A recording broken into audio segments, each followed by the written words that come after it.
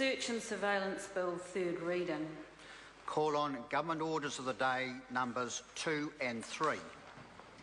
Crown Pastoral Land Rent for Pastoral Leases Amendment Bill, Committee Stage. Airports Cost Recovery for Processing of International Travellers Bill, Committee Stage.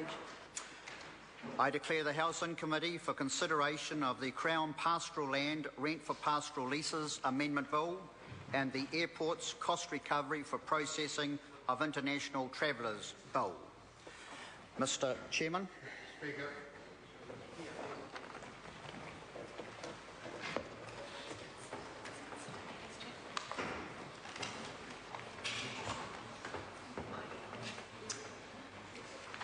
Members, the House and Committee on the Crown Pastoral Land Rent for Pastoral Leases Amendment Bill and the Airports Cost Recovery for Processing of International Travellers Bill. We will first consider the Crown Pastoral Land Rent for Leases Amendment Bill, and the question is that Part 1 stand part. Chris Hipkins. Thank you very much, Mr. Chairman. Mr. Chairman, happy to take a short and slightly unexpected call on this bill, but I'm very happy to fill in the void while Mr. O'Connor makes his way down to the House. Mr. Speaker, I listened quite carefully to the second reading speeches of this bill and listened to the justifications put forward by the government for this piece of legislation, which establishes, according to the purpose clause set out in Part 1A, it establishes a framework for specifying an efficient, predictable and objective process to set rents for pastoral leases based on the productive capacity of the land when used for pastoral farming and the earnings available from that productive capacity. And I sort of sat there listening to the ministers putting forward this case that, it should be based on the income that could be generated from the land, and therefore that's what the rent should be based on. And I thought, well, where have we heard that before, and where might there be some similarities? And I thought, this is actually income-related rentals for sheep. That what this bill effectively amounts to is an income-related rental for the sheep. And I thought, well, this is kind of an interesting approach for the national government to take income-related rents for sheep when they're so opposed to income-related rents for human beings. And the more I went through it, the more I thought this is quite rich coming from the National Party. They're saying that the rent that the owner of the sheep has to pay should be based on the potential income. But when it comes to human beings, the rent that they have to pay shouldn't be based at all on their income, and they should be paying market-related rents. So if market-related rents, according to the national government, are good enough for human beings, why aren't market-related rents good enough for the sheep?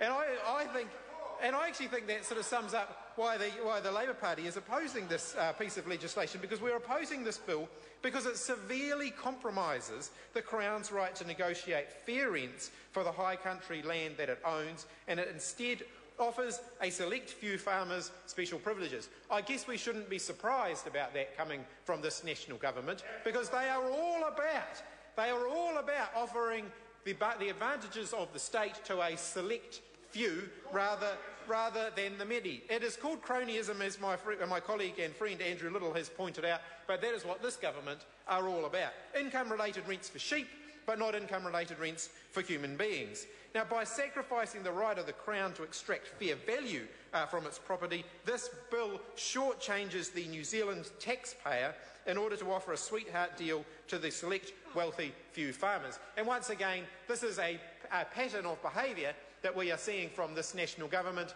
who are interested in supporting their mates and supporting a select few rather than the many. Although they are supporting the many sheep that will be on these high country farms, I have to say. They're not supporting the many people who live in the houses that they think they should pay market rents for, but they're willing to offer income-related rentals for the sheep on high country land.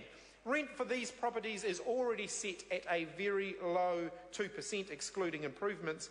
By cutting this further, the government will be forgoing potential revenue which it could put towards much needed protection of our fragile high country environment. And I think everyone around the House would agree we have some amazing high country environments in New Zealand. I can see Shane Ardern nodding over there. I think he would agree that it needs to be protected. So why is the government compromising compromising its ability to generate revenue that could be put to that purpose by effectively introducing these income-related rents for sheep, which is what this bill, of course, does. Farmers will be able to capitalise on these new low rentals into the sale price of their leases, so they're going to basically get a windfall gain from this. Farmers who have current leases, their leases are going to go down, they will get a windfall gain when they on-sell that lease to somebody else. Once again, we see the government legislating through the House to benefit a select few group of people, but that it once again fits the pattern of behaviour.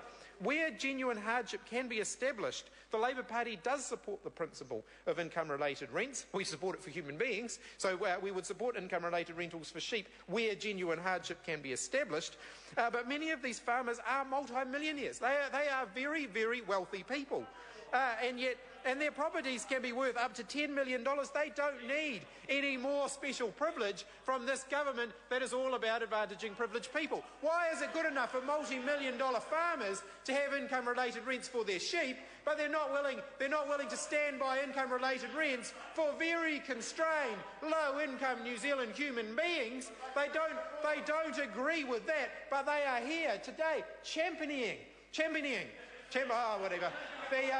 the income-related rents for the sheep, but they're not willing to stand up and put quite so much gusto into supporting the very same for human beings, and that's something that the Labour Party is very passionate about.